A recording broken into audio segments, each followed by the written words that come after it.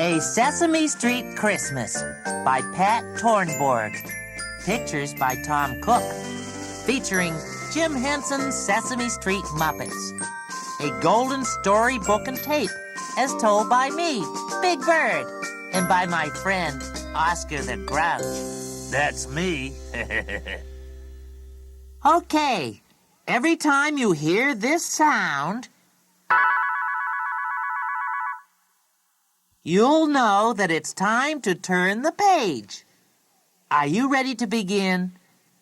Find the page where you see my friends and me under my big umbrella. Christmas was just a week away, and it was raining when I splashed into the park.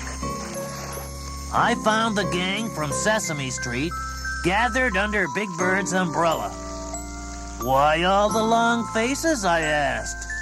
"I can't build my Bert snowman," said Ernie. "I can't count the snowflakes," said the Count. "Me no eat snow cones," said Cookie Monster. And then everyone nodded and looked miserable. So I said, "This is just great. Nobody has any of that Christmas spirit they're always nagging me about. It's going to be a damp and gloomy holiday, after all. Whoopee!" But Betty Lou didn't agree with me. She said, "Not so fast, Oscar. We're not giving up on Christmas spirit yet. Come on, everybody. Let's go to my house for some milk and cookies." All this Christmas spirit jazz is making me sick. Big Bird, you take over. Sure, Oscar. So we went to Betty Lou's house, and everyone ate 6 cookies and drank 2 glasses of milk and felt a little cheerier. "Who cares about the rain?" said Bert. "Let's have a terrific Christmas anyway," said Ernie. "Let's sing Christmas carols and tell stories," said Betty Lou. I said, "Sure, I can read you a Christmas poem right now. My Granny Bird reads it to me every Christmas. It's about the time there was too much snow for Christmas. Listen. The night before Christmas on Sesame Street. 'Twas the night before Christmas on Sesame Street, and a stormy one, too, with the snow and the sleet. All the kids in the neighborhood, snug in pajamas, were saying goodnight to their papas and mamas.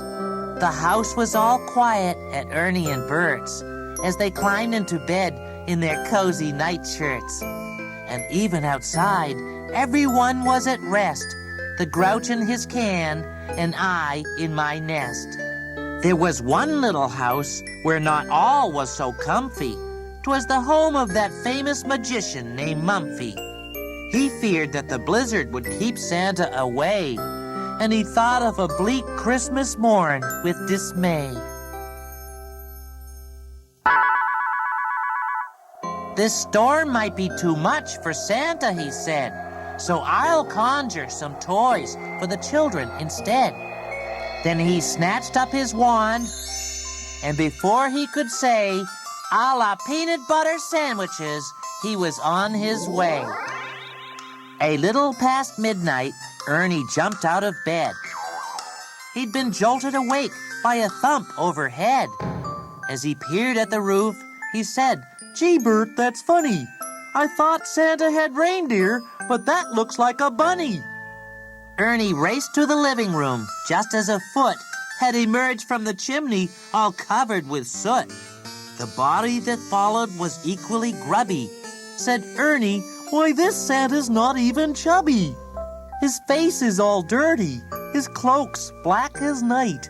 But I always thought Santa wore red and white. He has only a stick poking out of his pouch, and these gifts should have gone to Oscar the Grouch." Ernie hopped back in bed and was soon sound asleep, but poor Mumford had other appointments to keep.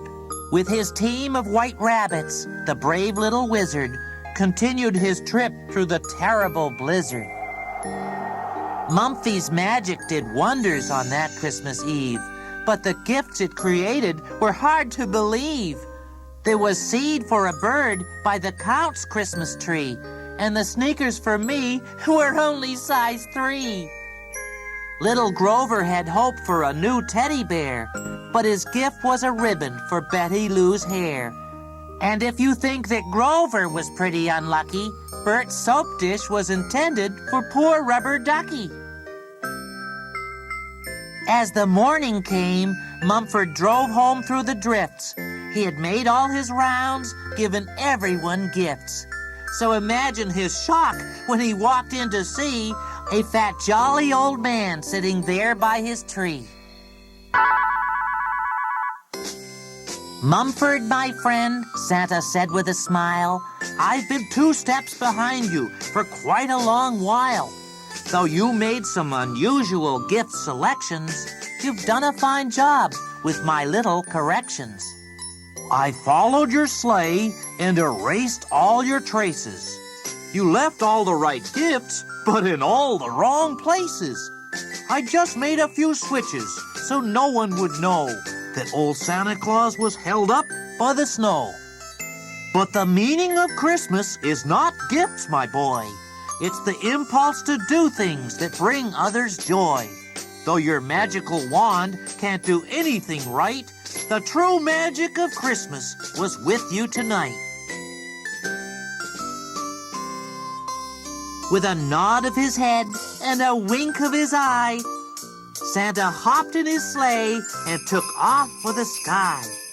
He was heard to exclaim as he flew out of sight, "A la peanut butter sandwiches, and to all a good night." When I finished reading the poem, Betty Lou said, "Thanks for that poem, Big Bird. Now I'm not worried about the rain or the snow." Then Grover said, "Oh, neither am I.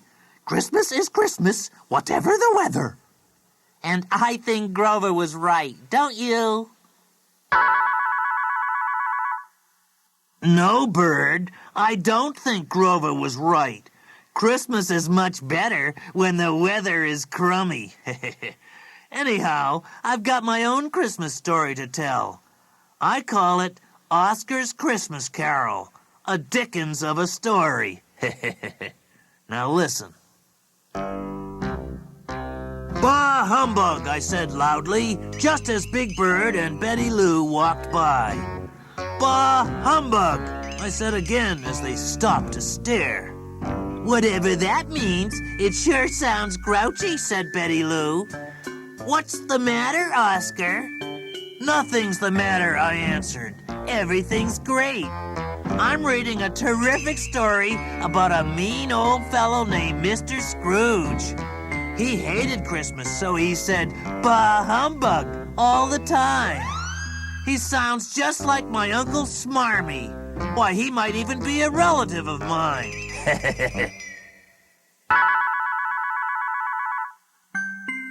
How could anyone hate Christmas? asked Betty Lou. Everyone is good and kind at Christmas, and there are good things to eat, and songs to sing, and presents to give. Christmas is a happy time, Oscar. "Bah humbug," I replied. Mr. Scrooge had a way of fixing that. Not only was he miserable himself, but he ruined everyone else's Christmas, too. He even made his helper, Bob Cratchit, work on Christmas Eve. Boy, that's a real grouch for you. Hey, wait a minute, said Bird. I know that story. It's A Christmas Carol by Mr. Charles Dickens. Maria read it to me last Christmas, and guess what, Oscar? It has a happy ending. How could it? I asked. I was disgusted. This guy Scrooge was such a great grouch. He's my hero, an inspiration. I want to be just like him. Well then, said Bird, you'll have to stop being a grouch because that's what Scrooge did. He had a dream that showed him how wrong he had been about Christmas. You should read the rest of the book, Oscar. And I said, bah humbug, as I disappeared into my trash can. I can't think of anything that's dumber. To a grouch, Christmas is a bummer.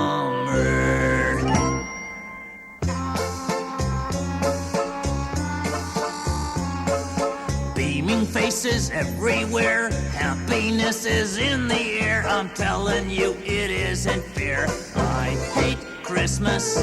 People loaded with goodwill, giving presents, what a thrill. That slushy nonsense makes me ill. I hate Christmas. I'd rather have a holiday like normal grouches do. Instead of getting presents, they take presents back from you. Here comes Santa, girls and boys. So who needs that big red noise? I'll tell him where to leave his toys. I hate Christmas. And if you want the truth, I ain't so crazy about Easter and Labor Day either. Christmas carols to be sung, decorations to be hung. Oh yeah, well I stick out my tongue. I hate Christmas. Christmas bells play loud and strong. Hurts my ears, all that ding dong. Besides, it goes on much too long. I hate Christmas. I'd rather have a holiday with a lot less joy and flash, with a lot less cheerful smiling and a lot more dirty trash. Yeah, Christmas Day is almost here.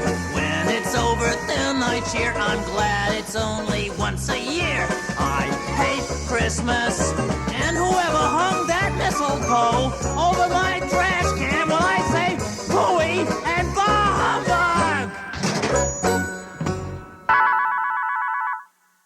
A little later, Bird passed my trash can on his way home from Betty Lou's house. I shouted, "Merry Christmas, Bird," as I popped out of the can. So, Bird looked at me in surprise. He said, "Why, Oscar, you changed your mind. You must have had a dream, just like Mr. Scrooge did. And now you're not going to be a grouch anymore." And I said, "Ho, ho, ho. No, no, no. That's not what happened. I was giving that silly book with a happy ending to the trash man just after you left, and he reminded me that Christmas is a holiday. Do you know what that means, Bird?" Bird answered, "Sure. A holiday is a day when everyone is good and kind and celebrates." I had to interrupt. No, no. It means that there's no trash pickup that day, and I get to keep my wonderful trash one more day. What a gift! Merry Christmas, birds! Gee, Oscar, that was a really grouchy story. Christmas isn't a grouchy time, it's a merry time. So let me tell a happy story, because that's what Christmas is all about. Here it is. It's called a rap session. Early one Christmas Eve, not so long ago, everyone on Sesame Street gathered to wrap presents before the big Christmas party. But nobody had remembered to bring any wrapping paper or ribbons. Just then, Oscar the Grouch arrived with his gifts all wrapped up in newspaper and tied with bits of old string. Betty Lou said, "Hey, Oscar, what a good idea. We don't need fancy paper and ribbons. We can wrap our presents with all kinds of things we find around the house."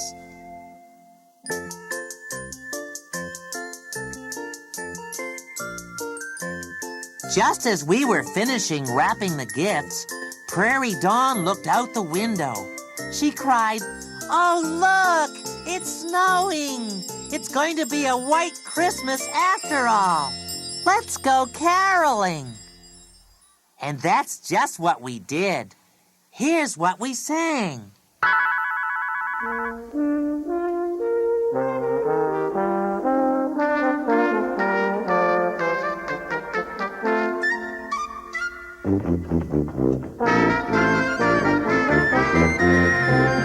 On the first day of Christmas, my true love sent to me one delicious cookie. On the second day of Christmas, my true love sent to me 2 baby frogs. What kind of jive present is that, man? And one delicious cookie. On the third day of Christmas, my true love sent to me 3 footballs. 2 baby frogs. And one delicious cookie. On the fourth day of Christmas, my true love sent to me 4 woolly bears. 3 footballs. 2 baby frogs. And one delicious cookie. On the fifth day of Christmas, my true love sent to me 5 argyle socks. 4 woolly bears. 3 footballs. 2 baby frogs. And one delicious cookie. On the 6th day of Christmas, my true love sent to me 6 rubber duckies. 5 argyle socks. 4 woolly bears. 3 footballs. 2 baby frogs. And one delicious cookie. On the 7th day of Christmas, someone sent to me 7 rusty trash cans. 6 rubber duckies. 5 argyle socks. 4 woolly bears. 3 footballs. 2 baby frogs. And one delicious cookie. On the 8th day of Christmas, my true love sent to me 8 counts of counting. Ha ha! I love them all. 7 rusty trash cans. 6 rubber duckies. 5 argyle socks. 4 woolly bears. 3 footballs. 2 baby frogs. And one delicious cookie. On the 9th day of Christmas, my true love sent to me 9 pounds of birdseed. 8 counts of counting. 7 rusty trash cans. 6 rubber duckies. 5 argyle socks. 4 woolly bears. 3 footballs. 2 baby frogs. And one delicious cookie. On the 10th day of Christmas, my true love sent to me 10 wind-up rabbits. 9 pounds of birdseed. 8 counts of counting. 7 rusty trash cans. 6 rubber duckies. 5 argyle socks. 4 woolly bears. 3 footballs. 2 baby frogs. And one delicious cookie. On the 11th day of Christmas, my true love sent to me 11 broken buildings. 10 wind-up rabbits. 9 pounds of birdseed. 8 counts of counting. 7 rusty trash cans. 6 rubber duckies. 5 argyle socks. 4 woolly bears. 3 footballs. 2 baby frogs. And one delicious cookie. On the 12th day of Christmas, my true love sent to me 12, I can't remember. Oh dear. 11 broken buildings. 10 wind-up rabbits. 9 pounds of birdseed. 8 counts of counting. 7 rusty trash cans. 6 rubber duckies. 5 argyle socks. 4 woolly bears. 3 footballs. 2 baby frogs. And one delicious